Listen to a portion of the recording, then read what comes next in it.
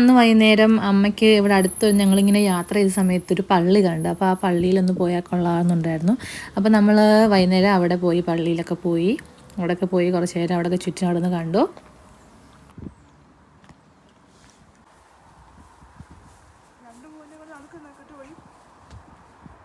പിന്നെ കുറച്ച് ഫോട്ടോസും വീഡിയോസും ഒക്കെ എടുത്തു കൊടുത്ത അമ്മയ്ക്ക്.